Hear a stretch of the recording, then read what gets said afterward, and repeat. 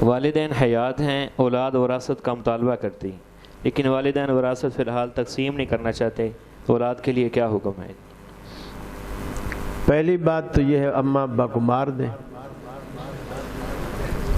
وراثت ان کے مرے بغیر نہیں ہوتی، یہ ذہن میں رکھیں۔ جس چیز کو ترکہ کہا جاتا ہے وہ ترکہ ماں باپ کے مرنے سے پہلے ترکہ نہیں ہوتا۔ ہاں اگر اپنی زندگی میں ماں باپ از خود دینا چاہیں تو وہ ترکہ نہیں کہلائے گا، وہ گفٹ کہلائے گا۔ لیکن وہ گفٹ اگر کسی کے لڑکے بھی ہیں اور کسی کی لڑکیاں بھی ہیں تو لڑکے اور لڑکی میں جیسے ترکے میں فرق ہوتا ہے گفٹ میں فرق نہیں ہوگا، برابر جائے گا۔ یعنی اگر 100 روپیہ لڑکے کو ملا ہے تو لڑکی کو بھی 100 ہی روپیہ ملے گا، اس کو 50 نہیں ملیں گے۔ زندگی میں نبی کریم صلی اللہ علیہ وسلم کے سامنے ایک شخص اپنے غلام کو لے کر آیا اور بیٹے کو لے کر، اور آ کر کے کہا یا رسول اللہ میری بیوی کہتی ہے کہ یہ غلام میرے اس بیٹے کو دے اور رسول اللہ کو گواہ بنا، تو میں اس لیے اپنا بیٹا بھی لایا ہوں، غلام بھی لایا ہوں، تاکہ آپ اسے دے بھی دیں اور گواہ بھی بن جائے۔ نبی کریم صلی اللہ علیہ وسلم نے اس سے پوچھا کیا تیرے اور بیٹے ہیں؟ اس نے کہا یا رسول اللہ اور بھی بیٹے ہیں۔ فرمایا کیا ان کو بھی غلام دیا ہے؟ اس نے کہا نہیں یا رسول اللہ۔ آپ نے فرمایا کیا دینے کا ارادہ ہے؟ اس نے کہا نہیں یا رسول اللہ، میرے پاس غلام ہی ایک ہے اور تو کوئی ہے ہی نہیں، نہ میری حیثیت ہے، میں اوروں کو تو نہیں دے سکتا۔ آپ نے فرمایا لے جا اس غلام کو، محمد صلی اللہ علیہ وسلم ظلم پر گواہ نہیں بن سکتے ہیں۔ آپ نے اس کو ظلم قرار دیا کہ بیٹی میں بیٹے میں فرق کرے، ایک کو دے دو کو نہ دے، یا جیسے ہمارے ہاں برادری میں رواج ہے، حاجی ہوتا ہے، نمازی ہوتا ہے، ساتھ ساتھ حج کیے ہوئے ہوتے ہیں، لیکن مرتے وقت ساری جائیداد بیٹوں کے نام کر جاتا ہے اور بیٹیوں کو کہہ دیتا ہے کہ تو اپنے بھائیوں کو اپنی سارا حصہ معاف کر دے۔ اور اللہ نے قرآن میں بڑی سخت بات کہی، فرمایا تلک حدود اللہ، کہ جو میں نے وراثت کے مسئلے بتائے ہیں یہ اللہ کی حدیں ہیں۔ وَمَن يَتَعَدَّ حُدُودَهُ يُدْخِلْهُ نَارًا خَالِدًا فِيهَا، جو بندہ ان حدوں کو توڑے گا، وہ حاجی ہو، نمازی ہو، داڑیاں رکھی ہوں، مسجدیں بنوائی ہوں، تہجد پڑھتا ہو، وہ دوزخ میں جائے گا اور ہمیشہ ہمیشہ دوزخ میں جائے گا۔ جو بندہ اپنی زندگی میں بیٹیوں سے کہتا ہے کہ بیٹا انگوٹھا لگاؤ کہ تم نے اپنا حصہ بھائیوں کو معاف کر دیا، اس نے گویا بیٹیوں سے اپنے جہنمی ہونے کا دستخط کرایا اور انگوٹھا لگایا۔ یہ تو قرآن ہے۔ اللہ سے ڈرو، انصاف کرو، اور اولاد مطالبہ نہیں کر سکتی ماں باپ کی زندگی میں۔ اور میں یہ کہتا ہوں کہ ماں باپ اگر زندگی میں ایسی بے وقوفی کر بھی بیٹھے دے دیں تو یقین مانیے ان کی جائیداد بانٹنے کے بعد گھر میں کتے جیسی بھی عزت کوئی نہیں کرے گا۔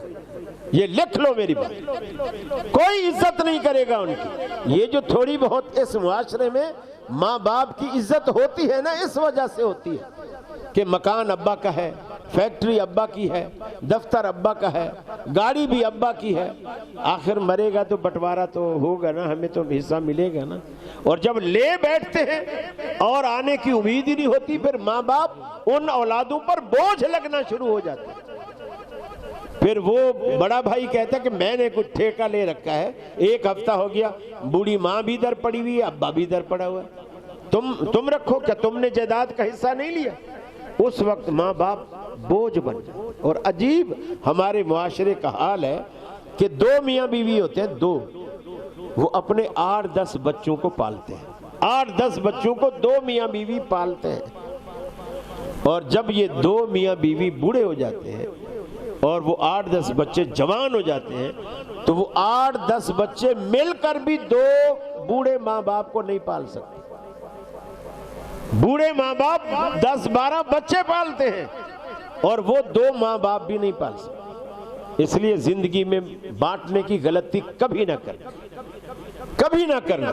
میں اسلام آباد کا ایک تجربہ آپ کو بتاؤں۔ اسلام آباد کے اندر ایک شخص انجینئر تھا اور وہ بڑا اچھا الیکٹرانکس انجینئر تھا، اس کو کویت وغیرہ میں کہیں اس کی جاب لگی ہوئی تھی کسی کمپنی میں، وہاں سے پیسہ بھیجتا تھا، اور یہ کویت کا پیسہ بھی میرا خیال ہے تمام پوری دنیا میں سب سے زیادہ ویلیویبل پیسہ کویت کا ہے، اور وہ پیسہ ادھر پاکستان میں اس کی بیوی تھی، بچہ تھا، بچے کو اس نے امریکہ میں پڑھانے بھیجا ہوا تھا، پیسہ آتا تھا، اماں کچھ خرچے میں رکھتی تھی، کچھ بیٹے کو پڑھائی پہ لگاتی تھی۔ بیٹا پڑھ لکھ کے ڈاکٹر ہو گیا، اس کی ریٹائرمنٹ ہو گئی، وہاں سے کچھ یکمشت رقم بھی اس کو ملی، وہ آیا ادھر پاکستان، اسلام آباد میں اس نے گھر بنوایا، طبیعت سے اچھا گھر بنایا، کروڑوں روپے لگا کے گھر بنایا، 2 میاں بیوی، ایک اکلوتا ان کا بیٹا۔ اس کو بیٹے کو انہوں نے امریکہ سے بلایا، بیٹا اب آؤ، ہم آپ کی شادی بھی کرتے ہیں اور ہم آپ کو ایک سرپرائز دینا چاہتے ہیں۔ بیٹا آ گیا، اس کی شادی انہوں نے کرا دی۔ سرپرائز کیا دیا؟ وہ ساری زندگی کی جمع پونجی وہی کوٹھی تھی جو انہوں نے اسلام آباد میں بنوائی، اس کوٹھی کے کاغذات اور چابی بیٹے کو دے دی، بیٹا یہ آپ کے لیے ہماری طرف سے سرپرائز ہے۔ اب وہ سمجھ رہے تھے کہ بھی ہمارا اکلوتا ہے تو بیٹا ہے، ہمارے بعد بھی سارا کچھ اسی کا ہے، تو ہم زندگی میں دے دیتے ہیں۔ انہوں نے دے دی۔ کوئی ہفتہ 2 ہفتے گزرے، جب اس کے جانے کا ٹائم آیا نا، اس نے کہا ابو میں تو میری چھٹیاں ختم ہو رہی ہیں، تو میرا کام ادھر زیادہ اچھا ہے، میں تو جانا چاہتا ہوں، اور یہ ہے وہ ہے، اور بیوی کو بھی میں لے جاتا ہوں، اس کا کوئی ویزے کا پروسیجر بھی کرا لیا اس نے، وہ چلا گیا۔ ہفتے 1.5 ہفتے کے بعد کچھ لوگ آئے اور اس بوڑھے ماں باپ کو کہنے لگے کہ مکان خالی کر۔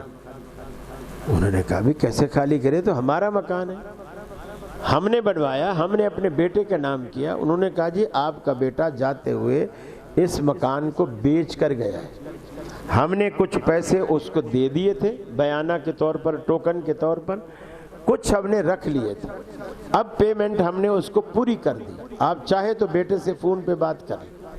انہوں نے فون پہ بات کی، بیٹے نے کہا ہاں ابو اتنے بڑے گھر کی مجھے تو ضرورت نہیں تھی، آپ تو 2 بوڑھے ماں باپ ہو، کہیں بھی گزارا کر لو گے، مجھے یہاں پیسوں کی ضرورت تھی اپنے بزنس کے لیے، میں نے وہ مکان بیچ دیا۔